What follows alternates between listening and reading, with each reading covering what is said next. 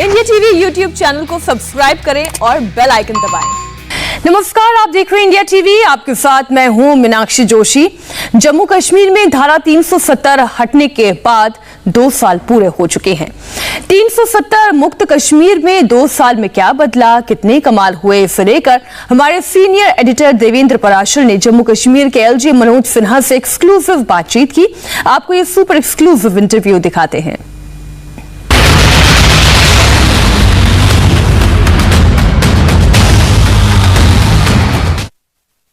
इस वक्त हमारे साथ बातचीत करने के लिए मौजूद हैं जम्मू कश्मीर के उपराज्यपाल Manoj Sinha ji. Sir, India TV पर आपका बहुत बहुत स्वागत है। धन्यवाद देवेंद्र जी। सबसे पहला सवाल कि भारत की सरकार ने जो फैसला किया था और संसद ने जो कानून बनाया उसे 2 साल हो गए। 2 साल के बाद अब जब आप देखते हैं उसे, तो क्या लगता है कि जिस मकसद से संसद ने उस कानून को बनाया था वो पूरा होता दिखाई दे रहा है? नहीं, मैं पूरी जिम्मेदारी से बात कहना चाहता हूँ कि जिस उद्देश्य से भारत सरकार ने ये परिवर्तन किया था उस परिवर्तन का व्यापक और प्रभावी असर जमीन पर दिखाई पड़ रहा है। और ये मैं नहीं देख रहा हूं, यहाँ की आवाम देख रही है।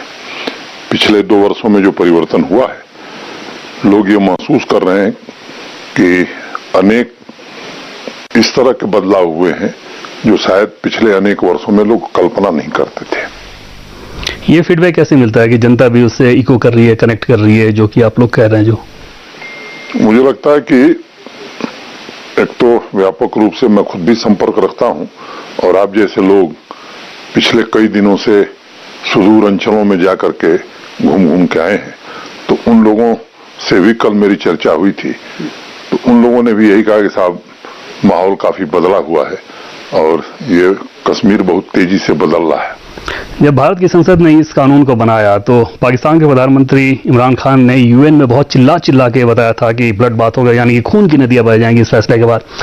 जम्मू कश्मीर में ऐसा कुछ भी नहीं हुआ। जाहिर तौर पे वो जो प्रोवोक करना चाहते थे वो नहीं हो पाई। आप लोगों का कंट्रोल ज्यादा बेहतर रहा। मुझे लगता है कि भारत एक समर्थ राष्ट्र है और हमारे अंदरूनी मामले में किसी को हमने हक नहीं दिया है कि वो कोई सलाह दे हमें। हम एक जिम्मेदार राष्ट्र की तरह व्यवहार करते हैं। अपने नागरिकों की चिंता करना, उनकी देखभाल करना, मुझे लगता है कि जैसा हम जानते हैं, माने हम मतलब भारत जानता है, शायद कोई दूसरा देश जानता है। और ऐसे लोग हमको सबक नहीं दे सकते हैं। जहां तक कानून व्यवस्था का सवाल है, मैं कह सकता हूं कि एक बेहतर कानून व्यवस्था जम्मू कश्मीर में चल रही है। प्रशासन चुस्त दुरुस्त ढंग से चल रहा है। जो बात आप कह रहे हैं, जो बात केंद्र सरकार कहती है या जो बात आम जनता कह रही है, लेकिन यहाँ के पॉलिटिकल क्लास की, खासतौर पर वैली के पॉलिटिकल क्लास की बात कर लें तो जो पीएचडी अलायंस है उसने जो स्टेटमेंट जारी किया उसमें बहुत आरोप था। उसमें पहले आरोप की बात यह कि सब कुछ छीन लिया गया और जिस नया कश्मीर की बात कही जाती है वो एक मजाक है। देखिए, मैं किसी राजनीतिक व्यक्ति के कहे गए बात पर को मैं टिप्पणी नहीं करना चाहता हूँ। ये देखने का अपना अपना नजरिया है। एक हमारे यहाँ कहावत कही जाती है कि अगर कोई सोया है तो उसे जगाया जा सकता है, कोई जगा है तो उसे कैसे जगाया जाएगा। मुझे लगता है कि मैं उन लोगों की क्या राय है इस पर मैं कुछ कहूँ ये जरूरी नहीं है, लेकिन मैं कह सकता हूँ कि पिछले 2 वर्षों में जो कुछ बदल यहाँ हुई है, अब 7 नए मेडिकल कॉलेज ये भारत सरकार और देश के प्रधानमंत्री के कारण यहाँ बने हैं जो ये नहीं थे। यहाँ सबसे बढ़िया इंस्टीट्यूशन स्किम्स था। 2 पुराने मेडिकल कॉलेज थे, श्रीनगर और जम्मू। आज एक एम्स फंक्शनल हो गया जम्मू का, दूसरा श्रीनगर का जो एम्स है अवंतीपुरा में वो काम करने जा रहा है, उसका निर्माण कार्य शुरू हो रहा है। तो मुझे लगता है कि ये देश के प्रधानमंत्री की देन है। 2 कैंसर इंस्टीट्यूट यहाँ बन रहे हैं तो भारत के प्रधानमंत्री की देन है। और अगर इनकी डेट ऑफ सैंक्शन या स्वीकृति की तारीख आप देखेंगे तो मुझे लगता है कि ये ज्यादा इंटरेस्टिंग है। शायद इससे बहुत सारी बातें आपको स्पष्ट हो जाएंगी। और ये इसलिए मैं कहना चाहता हूं कि पिछले दिनों में जो नेशनल हाईवे की लेंथ थी लद्दाख को मिला करके जम्मू कश्मीर की, वो देखिए कितनी बढ़ गई है। 7 नए राष्ट्रीय राजमार्ग स्वीकृत नए हुए। तो इन सब तथ्यों को देख निफ्ट सुना ही नहीं था। यहाँ national institute of fashion technology, यहाँ बोन इंस्टीट्यूट, यहाँ बच्चों के इलाज के लिए अच्छा इंस्टीट्यूशन, यहाँ साथ नर्सिंग कॉलेज, यहाँ ये सब तो भारत के प्रधानमंत्री के कारण ही दिख रहा है। अभी बनिहाल की टनल खुली है, यहाँ जडमोर टनल खुल रही है, जो जिला टनल प्रधानमंत्री जी ने शिलान्यास किया था, ये पूरा राष्ट्र जानता है कब किया था, उसकी तारीख मुझे दोहराने की जरूरत नहीं है। और जिस कारगिल जाने में 10-10 घंटे लगते थे, उसके पूरा हो जाने के बाद मैं समझता हूँ सुविधापूर्वक वो जा सकेंगे। और मुझे याद है ये फैसला जानते हैं आप कब हुआ था? जब कारगिल का युद्ध हुआ था तब देश की सरकार ने सोचा था, लेकिन किन्हीं कारणों से वो नहीं हो सका। तो देश में तो ऐसी सरकार है जो बिना किसी भेदभाव के, केवल वो नारा नहीं, सबका साथ सबका विकास और सबका विश्वास, बिना किसी भेदभाव के हर राज्य में और हर वर्ग के लिए काम कर रही है। और मैं कह सकता हूं कि यहाँ के लोग उसको महसूस भी कर रहे हैं। इस धारा 370 को हटाया गया, उसे ब्लैक डे कह के भी कुछ लोगों ने प्रोटेस्ट किया, जैसे पीडीपी की नेता।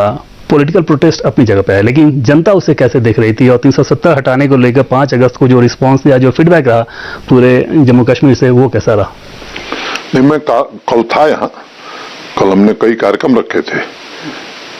जो हमारे चुने हुए प्रतिनिधि हैं, लोकतंत्र में हम सबकी आस्था है, तो डीडीसी के जो चेयरमैन साहिबान हैं वैली के, उनको आमंत्रित किया था। कुछ सदस्य भी आए थे, कुछ वाइस चेयरमैन भी आए थे। उनसे चर्चा किया और उनको मैंने ये बताया कि प्रधानमंत्री जी चाहते हैं कि ये पंचायती राज सिस्टम पूरी तरह से मजबूत होना चाहिए, और उन्हीं के सहयोग से हमने डिस्ट्रिक्ट अपेक्स का बजट पिछले दिनों पारित किया है। और उनके सुझाव भी लिए, अपनी बात भी हमने उनसे कही। 2014 के फ्लड में जो 1937 की बनी हुई सिल्क फैक्ट्री बह करके बर्बाद हो गई थी, वो बन करके तैयार हो गई और कल उसका लोकार्पण किया हमने। और उसमें एक अलग फेज 2 का भी प्राविधान कर दिया है, ताकि यहाँ के जो लोकल कारीगर हैं उनको कैसे और आगे हम मार्केट लिंकेज दे सकते हैं, कुकून बनाने वाले 10,000 किसानों का जीवन बदल जाए, इसकी एक मुकम्मल योजना बना के कल हमने उसका काम किया। और मैं आपको एक बात बताना चाहता हूं कि पिछले कुछ महीनों में जिस तरह से स्पोर्ट्स में यहाँ के बच्चे, उन इलाकों में जिन इलाकों की शोहरत दूसरे कारणों से थी, बच्चे और बच्चियां स्पोर्ट्स में भाग लें, हमने लक्ष्य रखा है 17 लाख लोग इस बार खेलेंगे, हर दिन खेल और हर व्यक्ति के लिए खेल। कल हमने बच्चियों के फुटबॉल टूर्नामेंट का और रग्बी टूर्नामेंट का जो लीग प्रारंभ हुआ है, और पूरे 15 अगस्त तक ये आयोजन चलने वाला है विभिन्न खेल की विधाओं में। तो स्पोर्ट्स डिपार्टमेंट और स्पोर्ट्स काउंसिल हमारा बहुत अच्छा काम कर रहा है। कल हमने फिल्म पॉलिसी अनाउंस की यहाँ जी, उसमें आएंगे आगे फिल्म की पॉलिसी पे। पहले जॉब और भूमि के अधिकार की बात कर लें, तो उस पर भी आरोप है कि पीएचडी का कि इन दोनों ही मामलों में वैली के लोगों को, जम्मू कश्मीर के लोगों को असुरक्षित कर दिया गया है। नहीं, मैं पूरी जिम्मेदारी से इस आरोप को खारिज करता हूं। भूमि का अधिकार और नौकरी का अधिकार, ये पूरी तरह से जम्मू कश्मीर के बासिंदों के लिए सुरक्षित किया हुआ है। जो सुरक्षा हिमाचल प्रदेश में और उत्तराखंड के किसानों को है, वो सुरक्षा यहाँ भी जम्मू कश्मीर के निवासियों को है। और जहां तक जॉब्स का सवाल है, मैं आपको बताना चाहता हूं कि 12,500 पदों का विज्ञापन हुआ था, जिसमें 2600 नियुक्ति पत्र जारी कर दिए जा चुके हैं। 8,500 के रिजल्ट हमने निकाल दिए। हमने एक विशेष प्रकार का इंतजाम किया है। डिस्ट्रिक्ट कैडर की जो पोस्ट है, उसी जिले के लोगों को ज्यादा वेटेज मिले, हमने ऐसा सिस्टम बनाया है। उस जिले का रहने वाला तो उसको 5 पॉइंट वेटेज मिल रहा है। ऐसा परिवार जिस परिवार के पास कोई सरकारी नौकरी नहीं, उसको 5 पॉइंट अलग वेटेज दे रहे हैं। तो वेरिफिकेशन में टाइम लग रहा है, और पूरी जिम्मेदारी से मैं ये बात कर रहा हूं कि वो जल्द ही हम ये सारे नियुक्ति पत्र हम जारी कर रहे हैं। कश्मीरी पंडितों का भी रिजल्ट निकल गया है। अब वो 84 छोड़ 164 छोड़ करके बाकी सारे लोग ज्वाइन कर लेंगे। और 12,500 से पद हमारे विज्ञापित हैं। अलग से हमने चिन्हित कर लिया है कि और कितने पद रिक्त हैं, उनको भरने की प्रक्रिया भी हम तेज कर रहे हैं। और एक बात मैं कहना चाहता हूं, और आपसे इसलिए कहना चाहता हूं कि आपके चैनल के माध्यम से जम्मू कश्मीर के हर व्यक्ति को, नौजवान को बताना चाहता हूं, और देश को भी, कि कोई नहीं ये कह सकता है कि किसी की सिफारिश पर या किसी दूसरे कंसिडरेशन पर किसी को नौकरी मिली है। जिसमें क्षमता है, जिसमें योग्यता है, जिसमें मेरिट है, उसी को नौकरी मिली है। और जितनी रिक्तियां हैं, समयबद्ध और चरणबद्ध ढंग से जल्दी हम पूरा करेंगे। ये हम जानते हैं कि आपको भी पता है कि 4 लाख लोग यहाँ ऑलरेडी गवर्नमेंट एम्प्लॉई हैं।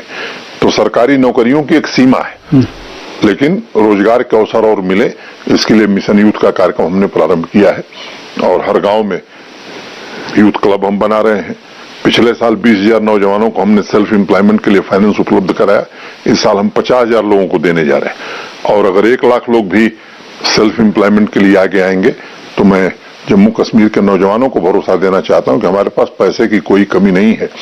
देश के प्रधानमंत्री ने हमें आश्वस्त किया है कि ऐसे नौजवानों को सेल्फ एम्प्लॉयमेंट के लिए जितना पैसा चाहिए वो उपलब्ध कराया जाएगा। और अनेक कार्यक्रम हम कर रहे हैं। बॉम्बे स्टॉक एक्सचेंज के साथ 360 डिग्री फाइनेंशियल सर्विसेज कैसे दे सकते हैं, उसकी ट्रेनिंग अलग चल रही है। मुमकिन के अंतर्गत बिना किसी मार्जिन मनी के कमर्शियल व्हीकल नौजवानों को दे रहे हैं। 18 से 35 साल की महिलाओं के लिए सब्सिडी देकर के 5 लाख रुपए तक की आर्थिक सहायता प्रदान कर रहे हैं।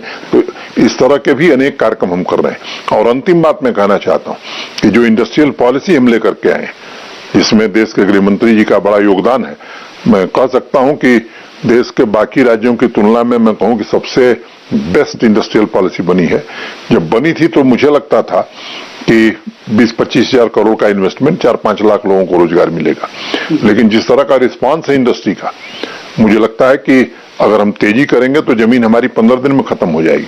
तो हम कोशिश कर रहे हैं और मैं पूरी तरह से आशावान हूं कि ये इन्वेस्टमेंट 50,000 करोड़ तक जाएगा, रोजगार 8-10 लाख लोगों को मिलेगा। तो हर प्रकार से व्यापक ढंग से लोगों को अवसर मिले। हार्टिकल्चर का सेक्टर हो, एग्रीकल्चर का सेक्टर हो, मिल्क डेयरी का सेक्टर हो, इन सब चीजों पर भी हम विशेष रूप से ध्यान दे रहे हैं। और एक संपन्न, सुरक्षित और शांतिपूर्ण जम्मू कश्मीर बनाने में पूरा प्रशासन ईमानदारी से जुटा हुआ है। पॉलिटिकल क्लास पीएचडी यानी कि गुपकार गठबंधन द्वारा एक और सवाल खड़ा किया गया जिसका पॉलिटिक्स से कोई लेना देना नहीं, इसलिए उसका जवाब निश्चित तौर पे बहुत महत्वपूर्ण रहेगा कि उनका ये कहना था कि करप्शन को रोकने या गवर्नेंस को लेकर एक भी सही कदम उठाया गया हो पिछले 2 साल में, तो बताएं। मैं केवल एक बात कहना चाहता हूं कि लैंग्वेजिंग प्रोजेक्ट यहां एक शुरू हुई। लैंग्वेजिंग का शब्द का अर्थ आप सीधे समझ रहे हैं। ये क्यों शुरू होती है? कोई प्रोजेक्ट अगर 10 साल 15 साल नहीं पूरी हुई, तब उस प्रोजेक्ट को पूरा करने के लिए एक नई व्यवस्था हमें बनानी पड़ी थी। तो एक यहाँ परंपरा थी, परियोजना शुरू होती थी, उसका एडमिनिस्ट्रेटिव अप्रूवल भी नहीं होता था, टेंडर भी नहीं होते थे, और वो परियोजना वो हनुमान जी की पूंछ की तरह कहां तक जाएगी। जब लंका पहुंचे थे हनुमान जी, किसी को पता नहीं होता था। हमने जीएफआर पूरी तरह से 100% लागू कर दिया है। हमने बीम्स पर पूरी तरह से गवर्नमेंट को बीम्स पर कर दिया है, और बिना एडमिनिस्ट्रेटिव अप्रूवल, बिना ई टेंडरिंग के कोई काम नहीं होता अब इस जम्मू कश्मीर में। और हर काम की जियो टैगिंग और फिजिकल वेरिफिकेशन, और इतना ही नहीं, पब्लिक डोमेन में हम डाल देते हैं, यहाँ की जनता भी देख सकती है कि ये काम हुआ है। तो इसलिए मैं कहना चाहता हूं कि मैं यहाँ की बात छोड़िए, देश के बाकी शायद किसी राज्य में भी इस तरह की ट्रांसपेरेंसी नहीं होगी जिस तरह की ट्रांसपेरेंसी यहाँ हम लोग ले आए। चाहे 5 अगस्त हो या फिर उससे पहले राष्ट्रपति जब आए थे, तो एक जो तस्वीर पहले बहुत देखने को मिलती थी कि कोई भी ऐसे बड़े नेता जब आते थे केंद्र सरकार के प्रतिनिधि के तौर पे, तो दुकानें बंद रहती थी, पूरा जम्मू खासतौर पर कश्मीर में बंद रह जाता था। 5 अगस्त को ऐसा नहीं दिखा, कुछ एक एरिया को अगर छोड़ दें, राष्ट्रपति के आने के समय ऐसा नहीं देखा। इसके पीछे वजह क्या थी? लोग इस बात को समझ रहे हैं या पुलिस का दबाव था? नहीं, मुझे लगता है कि दबाव में ये काम होता है। आप बहुत दिनों से पत्रकारिता में हैं, पार्लियामेंट भी आप कवर करते हैं। पुलिस के दबाव में, प्रशासन के दबाव में इस तरह से मैंने बाजार खुली रहेगी, ट्रांसपोर्ट चलता रहेगा, आम आदमी सड़क पर दिखाई पड़ेगा, यह संभव नहीं है। मुझे लगता है कि लोग अपनी इच्छा से, स्वेच्छा से लोग सड़क पर निकले, बाजारों में गए। और मैं आपको एक तथ्य बताना चाहता हूं कि जो लोग इसके लिए प्रदर्शन कर रहे थे, उनके परिवार के लोग भी खरीदारी में थे। मैं नाम नहीं लेना चाहता हूं। अच्छा, जो लोग प्रोटेस्ट में शामिल थे उनके परिवार के लोग अपने आर्थिक गतिविधियों में संलग्न थे। चलिए अगला सवाल। एक तस्वीर, बहुत खराब तस्वीर दिखती थी जम्मू कश्मीर से, जिसको लेके यहाँ के जो युवक वो करते थे, आमतौर पे पूरे वैली के युवाओं को वैसे ही पेंट किया जाता था, पत्थरबाजी वाली तस्वीर। अब वो नहीं होता, जब होता था तो क्यों, और अब नहीं हो रहा है तो इसके पीछे वजह क्या है? देखिए, मैं एक बात कहना चाहता हूं कि आम आदमी के लिए, यहाँ की आवाम के लिए प्रशासन हर प्रकार की सुविधा उपलब्ध कराने के लिए तैयार है। हर प्रकार से हम फैसिलिटेट करने को तैयार है, लेकिन एक फाइन लाइन है। उस फाइन लाइन के आगे किसी को जाने की इजाजत नहीं है, चाहे whosoever he may be। Bharat के खिलाफ अगर कोई खड़ा होना चाहता है तो किसी भी सूरत में ऐसे व्यक्ति को इजाजत नहीं दी जा सकती है। जम्मू कश्मीर की एकता अखंडता के सवाल पर, भारत की एकता अखंडता के सवाल पर अगर कोई चाहता है कि कोई समझौता हो तो वो नहीं, उसकी इजाजत नहीं दी जा सकती है। एक चीज और बहुत दिखता था पहले, अब वो नहीं दिखता है कि जो धार्मिक स्थलों से वहां पे भड़काऊ भाषण बहुत होते थे, वो बहुत ज्यादा वायरल किए जाते थे, अब वैसा नहीं हो रहा। उसके पीछे वजह? नहीं, मेरा अनुभव दूसरे किस्म का है। कोविड में मैं ऐसे रिलीजियस लीडर से मिला हूं और उनसे मैंने आग्रह किया था, प्रशासन के लोग भी मिलते रहे, कि लोग कोविड अप्रोप्रिएट बिहेवियर करें, इसके लिए आप हमारी मदद कीजिए। वैक्सीनेशन जब शुरू हुआ था बड़ी हेजिटेंसी थी, इन लोगों से हमने आग्रह किया था और उन लोगों ने इसमें सहयोग भी किया। मैं समझता हूं कि उसके कारण आज जम्मू कश्मीर हमारे पास 45 प्लस एज ग्रुप के जो लोग हैं, तो अब कोई बचा नहीं, सबको वैक्सीनेट हमने कर दिया है। सेकेंड डोज भी 34% हमने लगा दी। 18 से 44 आयु वर्ग के लोगों में भी 32% लोगों को हम वैक्सीनेट कर चुके हैं और इसमें इन रिलीजियस लीडर्स का भी बड़ा महत्व है। और हम धर्म के आधार पर फैसला नहीं करते। अमरनाथ यात्रा भी बंद की, मचैल यात्रा भी बंद की, ईद भी मैंने आग्रह किया कि ईद भी नहीं होगी। और इस तरह के धार्मिक आयोजन जहां बड़ी संख्या में लोग जुटेंगे, मुझे लगता है कि अगर कोई करता है तो यहाँ की पीढ़ी को बर्बाद करने के लिए फिर से कोविड की थर्ड वेव लाने में वो सहायक होगा। और इसलिए मैं आपके चैनल के माध्यम से अपील करना चाहता हूँ समाज के सभी तबकों से, रिलीजियस लीडर से भी, या जो लोग समाज को प्रभावित करते हैं, कि ये अपने अपने लोगों को बताने की जरूरत है। हमारी आस्था है जिस धर्म में, हम पूरी आस्था के साथ उस धर्म के प्रति खड़े रहें। आगे जब समय अच्छा होगा तो जो हमारी मान्यताएं रही उन मान्यताओं के अनुसार उनका पालन भी करेंगे। लेकिन ये जो संकट का समय है, इस संकट के समय में लोग कोविड अप्रोप्रिएट बिहेवियर रखें, ये जरूरी है, और भीड़ भाड़ न जुटाएं, ये आवश्यक है। और मुझे लगता है लोग हमारा सहयोग करेंगे। करप्शन को लेकर पिछले दिनों कुछ सरकारी कर्मचारियों को बर्खास्त किया गया था, क्या वो अभियान जारी रहेगा? उसको लेकर भी हाईतौबा मचाई जा रही थी, उसमें बहुत सारे सवाल खड़े किए जा रहे थे। नहीं, एक तो करप्शन के खिलाफ एसीबी हम लगातार कार्रवाई कर रही है, कुछ मामले सीबीआई भी जांच कर रही है, और एक कार्रवाई 3112C में हुई है कुछ लोगों के खिलाफ जो इस स्टेट के लिए खतरा रहे। और ये भारत के संविधान ने हमें अधिकार दिया हुआ है कि जो लोग टेरर फंडिंग में हैं, जो लोग आतंकवादियों की मदद करने में हैं, मुझे लगता है कि ऐसे लोग सरकारी सेवा में रहें। इसीलिए संविधान ने अधिकार दिया है। और अगर आपको ध्यान होगा, संविधान सभा में जब बहस हुई तो डॉक्टर भीमराव अंबेडकर, सरदार पटेल जैसे लोगों ने, कुछ लोगों ने कहा कि साहब इसकी जरूरत क्या है संविधान में, तो इन दोनों ने बहुत पुरजोर ढंग से समर्थन किया कि भाई इसकी सबसे ज्यादा जरूरत है। और मैं एक तथ्य आपको बताना चाहता हूं, ये तो भारत के संविधान के अंतर्गत प्रदत्त जो अधिकार है उसका प्रयोग किया गया है। पहले जब जम्मू कश्मीर का संविधान था उसमें भी 156 में प्राविधान था और उस जमाने में भी कार्रवाई हुई है। राजनीतिक बंदियों को लेकर भी आरोप लगाया जाता है कि बहुत सारे लोगों को राजनीति के चलते बंद कर दिया जा रहा है, क्या राजनीतिक चलते में पूरी तरह से इसको खारिज करता हूं। आज के दिन में जम्मू कश्मीर में एक भी पॉलिटिकल प्रिजनर नहीं है, एक भी राजनीतिक व्यक्ति न हिरासत में है न जेल में है। महबूबा मुफ्ती की पार्टी के एक यूथ लीडर है, उनको लेकर बहुत सारे सवाल करते रहते हैं कि वो किसी व्यक्ति का नाम जिस पर आपराधिक धाराएं हैं, मुझे लगता है कि उसको तो ये भुगतना पड़ेगा, उसका निपटारा तो न्यायालय में होगा। अब न्यायालय के फैसले में दखल देना मुझे लगता है कि किसी को सोचने की भी जरूरत नहीं होनी चाहिए। दिल्ली में एक ऑल पार्टी मीटिंग हुई जम्मू कश्मीर के दलों की, और वहां से लौट कर आने के बाद वो नेता बार बार इस बात को कहते हैं कि जो कुछ भी एश्योरेंस दिया गया था उसे पूरा नहीं किया गया और दिल्ली और दिल की दूरी और ज्यादा बढ़ गई थी। ऐसा क्या एश्योरेंस दिया गया था जिसे पूरा नहीं किया गया? मुझे लगता है कि वो खुले किताब की तरह वो बैठक हुई थी और मुझे ऐसा लगता है कि देश के प्रधानमंत्री जी का लोकतंत्र में प्रबल विश्वास है।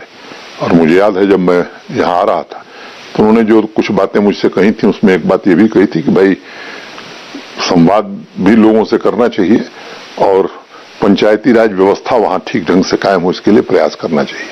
मैं मानता हूं कि उसी का वो एक्सटेंशन था।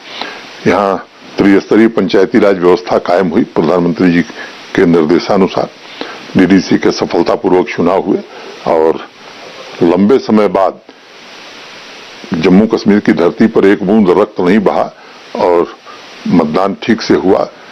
जो स्थान दूसरे कारणों से जाने जाते थे, इस बार वो इस कारण से जाने जा रहे थे कि मतदान का प्रतिशत वहां बढ़ गया है। लोकसभा विधानसभा के चुनावों से काफी ज्यादा बढ़ चढ़ करके लोगों ने हिस्सा लिया, उत्साह से मतदान किया और ये लोकतांत्रिक देश है, लोकतंत्र की प्रक्रिया को आगे बढ़ाया जाए, इसके लिए वो बैठक बुलाई गई थी। लोगों को ध्यानपूर्वक गृह मंत्री जी ने सुना, प्रधानमंत्री जी ने सुना और इनके मन में जो बात थी सब लोगों ने कहा। और मुझे लगता है कि बहुत ही कैटेगोरिकल ढंग से गृह मंत्री जी ने स्पष्ट रूप से साफ साफ कह दिया था, जो लोग शंका जाहिर कर रहे थे उसके बारे में कह दिया था। और उस दिशा में आप देख रहे हैं डिलिमिटेशन कमीशन अभी यहाँ आया था, 4 दिन रह करके गया है। और इस प्रक्रिया को समझने की जरूरत है। मुझे लगता है कि जो लोग स्टेट रीऑर्गेनाइजेशन एक्ट को पढ़े हैं, मुझे लगता है उनके मन में संदेह नहीं हो सकता है। तो चीजें जो वहां बात हुई थी वो जमीन पर उतारने की कोशिश हो रही है। तिरंगा, ये पहले जम्मू कश्मीर में खासतौर पे वैली की अगर बात करें तो ये शब्द बड़ा आंदोलन उत्पन्न कर देता था। अब तिरंगा हर सरकारी दफ्तर में दिख रहा है, बहुत जगह दिख रहा है। कैसे आ रहा है ये फर्क और इसके पीछे जनता का कनेक्ट कैसा दिख रहा है? मुझे लगता है कि यहाँ के लोग स्वाभाविक रूप से चाहते हैं कि आजादी के अमृत महोत्सव में हम भी बढ़ चढ़ करके हिस्सा लें। और झेलम में पानी अब बहुत काफी बह गया है और बदल भी गया है, मैं मानता हूँ। और मैं आपका स्वागत करूंगा। आइए 15 अगस्त को यहाँ का नजारा देखिए। यहाँ के नौजवान, यहाँ के बच्चे, यहाँ का यूथ बढ़ चढ़ करके इसमें हिस्सा लेगा। और अभी तो मैं कल ही जिस खेल प्रतियोगिता का हमने आयोजन किया वो इसी उपलक्ष्य में आयोजित किया गया है और ये 15 अगस्त तक कार्यक्रम चलने वाला है। कोई बहुत ऊंचा तिरंगा भी लगाने की योजना है 15 अगस्त को? नहीं, कोई योजना नहीं, और कुछ लोग लगा रहे हैं तो हम भी वहां उपस्थित होंगे। तिरंगे का सम्मान करना हर भारतीय का धर्म है। एक यूथ आइकॉन की बात कर लें तो कुछ साल पहले की बात है, यूथ आइकॉन के तौर पे बुरहान वानी को पेश किया जाता था वैली में। आज तमाम यूथ ऐसे दिख रहे हैं जो कि अलग अलग सेक्टर में अच्छा काम कर रहे हैं। इसके पीछे आम युवाओं की सोच को कैसे देखते हैं, क्योंकि लगातार वो आप मिलते रहते होंगे उन लोगों से? आप देख रहे हैं कि जो भी देश स्तर पर, राष्ट्रीय स्तर पर जो भी टेस्ट होते हैं, या इंट्रेंस टेस्ट हो या कॉम्पिटिटिव एग्जाम हो, यहाँ के बच्चे बहुत अच्छा कर रहे हैं। और हमको लगता है कि वही यूथ आइकॉन है। चाहे वो अकाउंट सर्विस में 2nd पोजीशन पाने वाला हमारा नौजवान हो, या कोविड के क्षेत्र में ऐसे प्लेटफॉर्म यहाँ के बच्चों ने इजाद किए हैं जिसको पूरा देश आज लोहा मान रहा है। तो मुझे लगता है कि ये हमारे लिए आइकॉन है। और स्पोर्ट्स के फील्ड में भी अभी यहाँ से कई नौजवान बाहर गए हैं, तो ये आइकॉन हो सकते हैं। और मुझे लगता है कि उन लोगों ने जिन्होंने जम्मू कश्मीर को बचाया है वो हमारे लिए आइकॉन है। और यहाँ के लोग पाठ्य पुस्तकों में भी, और मुझे लगता है कि वो समय आ गया है कि ऐसे आइकॉन्स को गांव-गांव में लोग जाने और नई पीढ़ी भी, खासतौर से बच्चे, उनसे प्रेरणा ले। ये इंतजाम भी हम करेंगे। कहीं कोई रिपोर्ट देख रहा था मैं जिसमें स्कूलों के नाम भी शहीदों पे रखे जाएंगे, ऐसी योजना है? नहीं, ऐसा कुछ नहीं। शहीदों के नाम शहीद भी हो सकते हैं। कोई स्पोर्ट्स का आदमी है जिसने नेशनल या इंटरनेशनल लेवल पर सहयोग किया, उसका भी हो सकता है। कोई लिटरेरी आदमी भी हो सकता है। आर्ट कल्चर का भी कोई हो सकता है। स्वतंत्रता आंदोलन में जिन्होंने जम्मू कश्मीर को बचाया था, मकबूल शेरवानी से लेकर के अनेक ऐसे नाम हैं। तो यस, यही लोग हमारे प्रेरणा स्रोत हो सकते हैं, जम्मू कश्मीर के बच्चों के प्रेरणा स्रोत हो सकते हैं। और इसको गर्व से कहना चाहिए और करना चाहिए। आपने जो फिल्म पॉलिसी लॉन्च की, एक दौर था तब कश्मीर में बहुत सारी फिल्मों की शूटिंग होती थी, फिर एक खराब दौर आया। लगता है ये पॉलिसी फिर उस दिशा को, उस दौर को वापस लाएगी? मैं एक बात कह सकता हूं कि पॉलिसी कोई भी बने, जिसके लिए बन रही है उसको ठीक लगे। मैं मानता हूं कि पॉलिसी का मुख्य उद्देश्य ये होना चाहिए। और हम इस बात का ध्यान रखते हैं कि जब कोई पॉलिसी बनाते हैं तो वाइड कंसल्टेशन हो स्टेक होल्डर्स के साथ, और वो इसमें भी किया गया है। देश के बाकी राज्यों में जो कुछ चल रहा है इसको लेकर के, उसका भी ध्यान रखा गया है। और जो उत्साह मैं बॉलीवुड का देख रहा हूँ, फिल्म जगत का, कल ही कई लोगों ने घोषणा किया कि हम नई फिल्म की शूटिंग यहीं करेंगे, अपने वेब सीरीज की शूटिंग यहीं करेंगे। तो एक दौर था जब पूरा मुंबई से बॉलीवुड यहीं दिखाई पड़ता था। मैं उम्मीद करता हूँ कि प्रधानमंत्री जी के नेतृत्व में जम्मू कश्मीर के लोग जल्द ही वो दौर आने वाले वर्ष 2 वर्ष में देख सकेंगे। अमरनाथ यात्रा को लेकर कोई सेंटर श्रीनगर में क्या कुछ वो कार्यक्रम था? नहीं, श्री अमरनाथ जी की यात्रा इस बार नहीं हुई। कोविड के कारण हमने फैसला कर लिया था, पंजीकरण के बावजूद उस यात्रा को हमें स्थगित करना पड़ा। लेकिन देश भर के भक्त लाइव आरती देख सकें, इसका इंतजाम हमने ऑनलाइन किया हुआ है और प्रसाद पहुंचाने का भी इंतजाम किया है। देश भर से श्रद्धालु आते हैं, उनको काफी कठिनाइयों का सामना करना पड़ता है, क्योंकि टोपोग्राफी से आप परिचित हैं, बारिश का मौसम रहता है, जी। तो इस इंतजाम में हम लोग लगे हैं कि आगे जब यात्रा हो तो इन लोगों को कोई असुविधा न हो। रामबन में एक यात्री सुविधा केंद्र बना रहे हैं हम, जो मुझे लगता है कि आने वाले महीने भर में, 1.5 महीने में पूरा हो जाएगा। जहाँ यात्रा अगर रुक भी जाए तो 3-4 हजार लोग आराम से रह सकते हैं। अभी तक श्री अमरनाथ श्राइन बोर्ड का कोई कार्यालय श्रीनगर में नहीं था अपना, तो आज उसी का भूमि पूजन हुआ है, तो एक कार्यालय और यात्री वहां रुक सकें इसका इंतजाम करने की कोशिश है। और मैं वहां था, आज गया हुआ कार्यक्रम में, काफी लोग आए थे और मैंने लोगों से अपील किया कि ये काम सरकार के पैसे से नहीं होना चाहिए, और मुझे पूरा भरोसा है कि लोग उत्साहपूर्वक इस काम को करने में हर प्रकार की सहायता करेंगे। जम्मू के लोग, उनकी एक शिकायत रहती थी कि हमारे साथ भेदभाव होता है कश्मीर की तुलना में। पिछले 2 साल की बात कर रहे हैं और खासतौर पर आपके अपने कार्यकाल की, क्या आपको लगता है कि उस भेदभाव को कम करने की दिशा में जो कदम उठाए गए हैं वो सेटिस्फैक्ट्री हैं? मुझे लगता है कि एक बार मैंने किसी पत्रकार साथी ने मुझसे पूछा था, तो मैंने उनको ये कहा था कि जम्मू और कश्मीर ये दोनों हमारी 2 आंखें हैं और दोनों समान रूप से दिखेंगी तभी मैं ठीक काम कर पाऊंगा। कोई भेदभाव का सवाल ही नहीं है, न जम्मू के साथ न कश्मीर के साथ। और जम्मू का विकास होगा तभी जम्मू कश्मीर का विकास होगा, कश्मीर का विकास होगा तभी जम्मू कश्मीर का विकास होगा, और दोनों रीजन साथ साथ आगे बढ़े इस दिशा में हम कोशिश कर रहे हैं। और मुझे लगता है कि जम्मू के लोग इस बात को महसूस भी कर रहे हैं कि वो दौर अब गुजर गया। सिक्योरिटी को लेकर बात कर लें तो एक नई तस्वीर दिख रही है ड्रोन अटैक को लेकर, क्या वो चिंतित करने वाली तस्वीर है और क्या कुछ उपाय अपनी तरफ से किया जा रहा है टेक्नोलॉजी के एस्पेक्ट में ड्रोन हमलों को रोकने के लिए? कुछ तो हमारे पास संसाधन हैं, लेकिन अभी गृह मंत्री जी का बयान आपने पढ़ा होगा, DRDO ने एक फुल प्रूफ टेक्नोलॉजी उसके लिए इजाद की है, और जो हमारे इम्पोर्टेंट इस्टेब्लिशमेंट हैं वहां इस तरह के यंत्र लगाए जा चुके हैं। फोर्सेस हमारी पूरी तरह से चौकस हैं, चाक चौबंद हैं। जो भी इस तरह की कोशिशें हो रही हैं समय रहते उनसे निपट लिया जा रहा है। और मैं कह सकता हूं कि सुरक्षा के मोर्चे पर बहुत ही अच्छा काम जम्मू कश्मीर पुलिस, सेना और सेंट्रल आर्म फोर्सेस के लोग कर रहे हैं। इनके बीच समन्वय और तालमेल बहुत अच्छा है। हमारी जो इंटेलिजेंस एजेंसियां हैं वो भी बहुत सटीक और सही समय पर इनपुट भी दे रही हैं। इस आधार पर एक अच्छा वातावरण बना है और एक निर्देश हमने दिया हुआ है जिसका हम पालन करते हैं। हम कोशिश कर रहे हैं कि नौजवान अगर भटक रहा है तो उसे वापस लाएं, और उनके पेरेंट्स को बुलाते हैं, और कई मामले में हमें सफलता भी मिली है और एक अच्छा वातावरण बने, इस कोशिश में हम सफल होंगे। एक चीज बहुत कहा जा रहा है कि अफगानिस्तान में जो हालात हैं उसका असर कश्मीर में पड़ सकता है, क्या इस बात को लेकर हमें कोई चिंता है? आप चिंतित हैं इस बात को लेकर? मुझे लगता है कि ये हमारी चिंता का विषय होना नहीं चाहिए। जब अफगानिस्तान से लोग आएंगे देखा जाएगा, उसके लिए भारत सरकार है, उसके पहले सब कुछ ठीक कर दिया जाए मेरी चिंता का विषय है, वो उस काम में हम जुटे हैं। मनोज सिन्हा जी, इंडिया टीवी से बातचीत करने के लिए आपका बहुत बहुत धन्यवाद। धन्यवाद देवेंद्र जी। तो ये थे हमारे साथ जम्मू कश्मीर के उपराज्यपाल मनोज सिन्हा, जिन्हें सुना आपने कि डेवलपमेंट को लेकर क्या कुछ चल रहा है, क्या कुछ आगे की योजना है, साथ ही सिक्योरिटी एस्पेक्ट को लेकर क्या सोचा जा रहा है।